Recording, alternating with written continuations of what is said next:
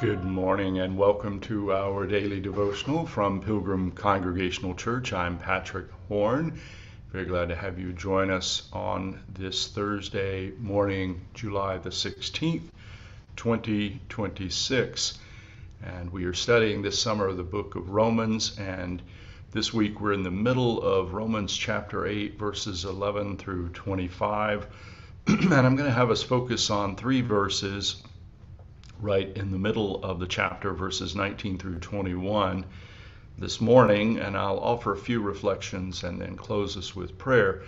So this is Romans chapter 8, verses 19 through 21. For the creation waits with eager longing for the revealing of the children of God. For the creation was subjected to futility, not of its own will, but by the will of the one who subjected it, in hope that the creation itself will be set free from its enslavement to decay and will obtain the freedom of the glory of the children of God.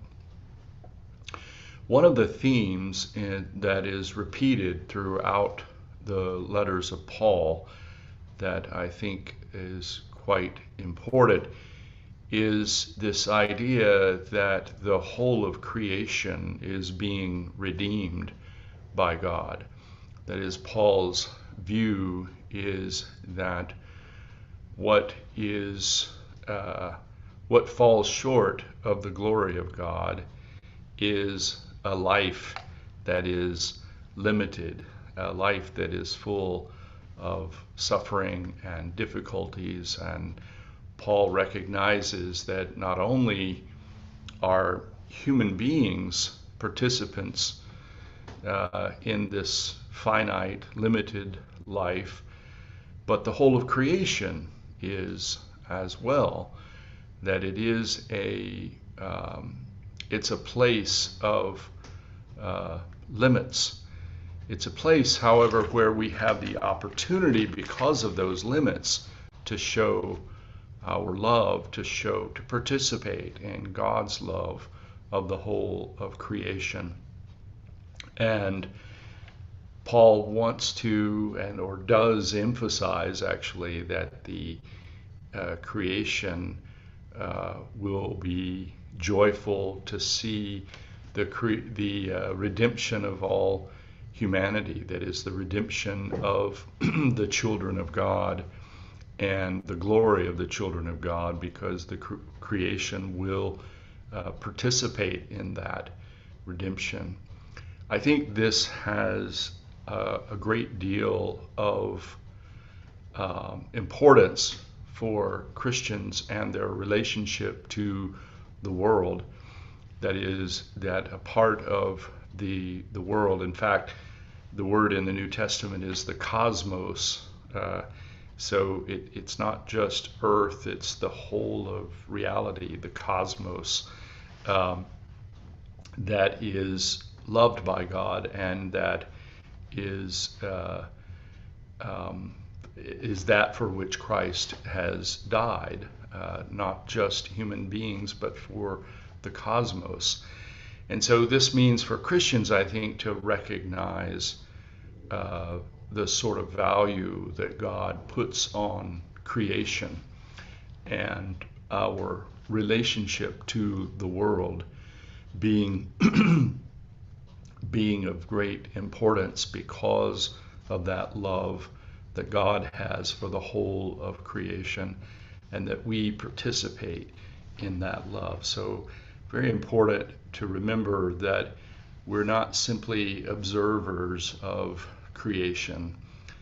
We're not simply consumers of creation. We have been called to participate in this love of creation that God has for the whole cosmos. Let's close with this word of prayer from Theodore Parker, the 19th century minister. O thou Spirit, who art everywhere and watches over us in darkness and in light, we flee unto thee, and for a moment we would mingle our spirits with thine, remembering our weakness and also our strength, rejoicing gratefully in the good things thou hast given us, and lifting up aspirations towards thee, who every joint supplies and quickens our soul, and seeking consciously to attain to a greater excellence than we have yet achieved here on earth. We would spread out our lives before thee, remembering our trials, our transgressions, our joys, and our sorrows, and any little triumph which we may have gained. And from these things we would gather up the materials to light our sacrifice, that its flame may go up before thee, incense from the altars of earnest hearts.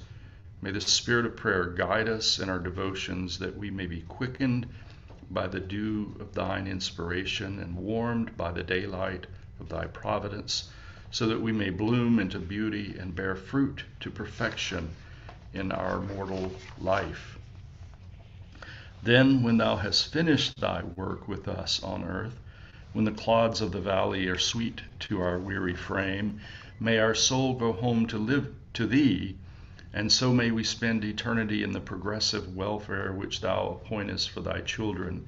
And here on earth may the gleams of that future glory come upon us in our mortal life, clearing up the difficult paths and strengthening our heart when it is weak within us. So may thy kingdom come, and thy will be done on earth as it is in heaven. Amen. Thank you for joining me this morning from Pilgrim Congregational Church. I'm Patrick Horn, and I hope that you have a very good day. Goodbye.